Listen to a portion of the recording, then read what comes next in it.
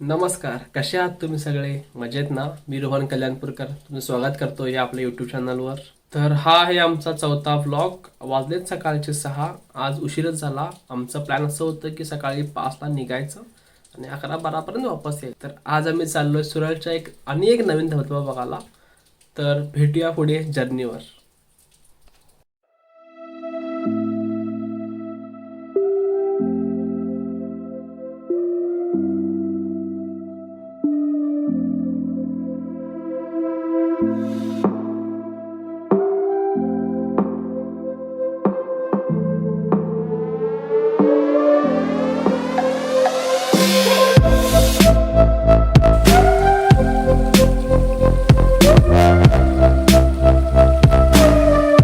नमस्कार, आता आम्ही आलोय सुरळ पार करून.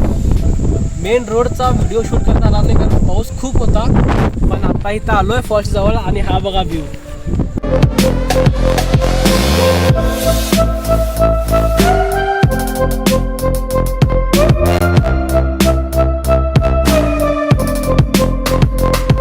निम्मी वाट झाली आहे. अजून एक 2-3 किलोमीटर उरला असणार.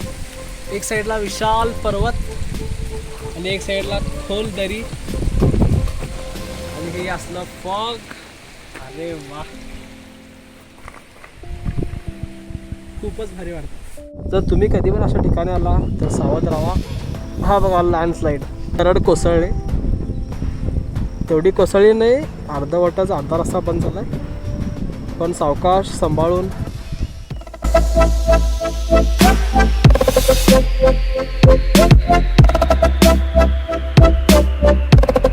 तर हा लागला डांबरी रोड.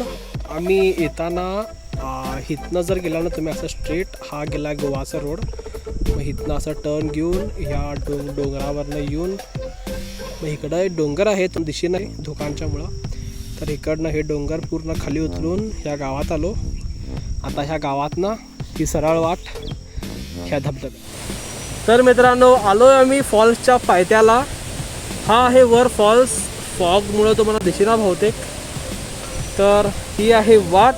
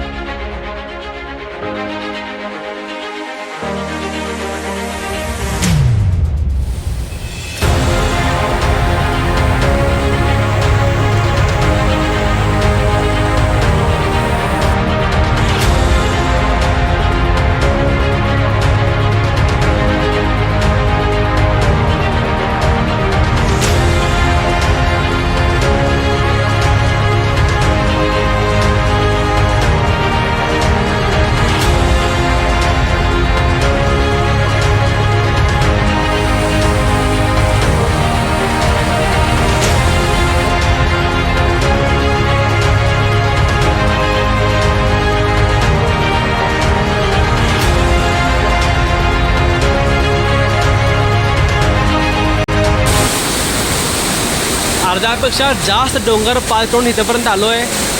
पण हे फॉल्सपर्यंत तर जाता येणार नाही कारण इथं प्रेशर खूप आहे पाण्याचं आणि दगडांवर शेवाळ खूप असल्यामुळे दगड सगळे घसरत आहेत.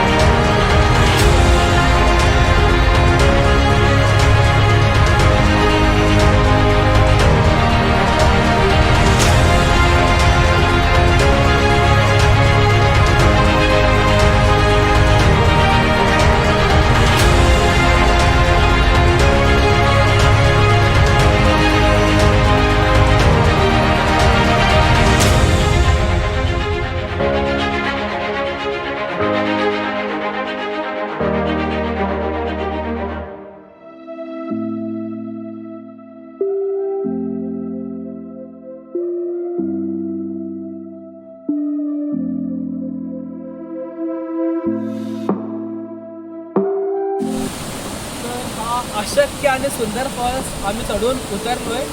फॉल्सच्या खाली जाता आलं नाही, पण अंतर थोडा उरलेला. जाता आलं नाही ह्याचं कारण पाण्याचा वेग खूपच होता आणि निसर्गाच्या विरुद्ध जायची शक्ती माझ्यात तर नाही. तर हा इतका सुंदर फॉल्स आणि आम्हाला इथं काय भेटलंय म्हणजे हे बघा, हे प्लॅस्टिक. हे आम्ही फॉल्सवरनं खाली उतरताना काढून आणलेलं आहे. तर तुम्हाला पण हेच सांगतो, तुम्ही अशा जागेला कुठं पण जावा, खूप एन्जॉय करा, खूप फिरा, पण हे असलं एवढं घाण एवढं करू नका.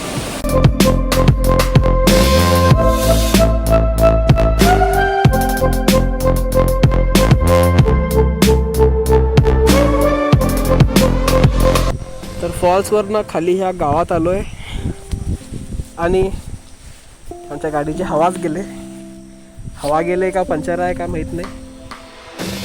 दादा भेटला आहे, खूप चांगला आहे.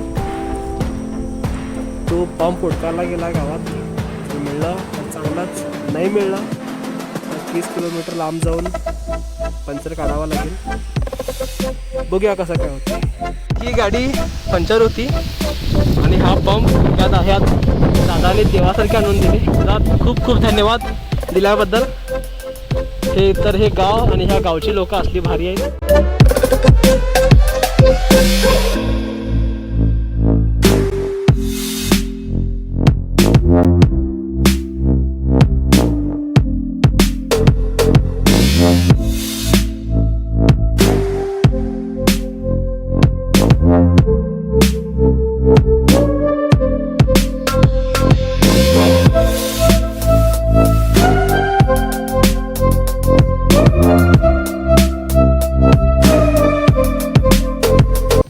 हॅलो, तर आत्ताच घरी आलो आहे, जस्ट फ्रेश झालो आहे.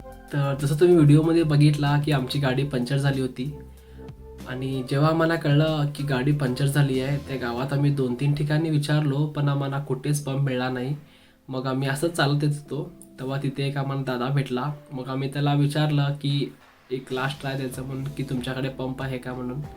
मग त्यांनी म्हटले त्यांच्याकडे तर पंप नाही आहे, पण त्यांनी म्हटले त्यांच्या मित्रांकडे जाऊन तरी विचारून येतील म्हणून. मग त्यांनी गेले 10 ते 12 घरं फिरले, पण कोणाकडेच पंप मिळाला नाही. मग त्यांनी आम्हाला म्हटले की तुम्ही जाऊन थांबा इथे, त्यांनी पुढच्या वस्तीत म्हणजे पुढच्या गावातनं जाऊन पंप घेऊन येतील. व गाव म्हणजे एक 10 ते 12 घरांचं एवढंच गाव होतं. ते मला वाटलं की त्यांनी ह्याच्या पुढं येणार नाहीत आणि त्यांनी आम्हाला असं काहीतरी सांगून गेले. तर आम्ही असंच पुढं जात होतो, कुठंतरी काहीतरी मिळेल म्हणून. मग अर्ध्या पावणा तासानंतर त्यांनी पंप घेऊन आले त्या गावामधनं आणि हे सगळं असं अनएक्सपेक्टेड होतं की 2 मिनिटाची ओळख कोण करते इतक्या कोणासाठी, की असं वाटलं नव्हतं की त्यांनी आणतील म्हणून. पण त्यांनी देवासारखे आले आणि त्यांनी पंप आणला तो. आणि ट्यूबलेस टायर असल्यामुळं म्हणजे हवा भरून तरी आम्ही मेन रोडपर्यंत येऊ शकलो. तर हे अशा जर्नीमध्ये ना हे असे सुंदर अनुभव येतात, हे असे सुंदर लोक भेटतात. मी त्या माणसाला आता कधीच विसरू शकत नाही.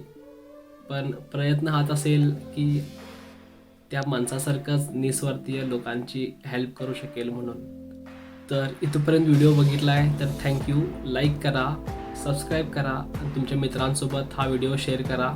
तुम्ही पण फिरत राहा, खूप एन्जॉय करा, काळजी घ्या. भेटूया पुढं अशाच एक सुंदर जर्नीमध्ये.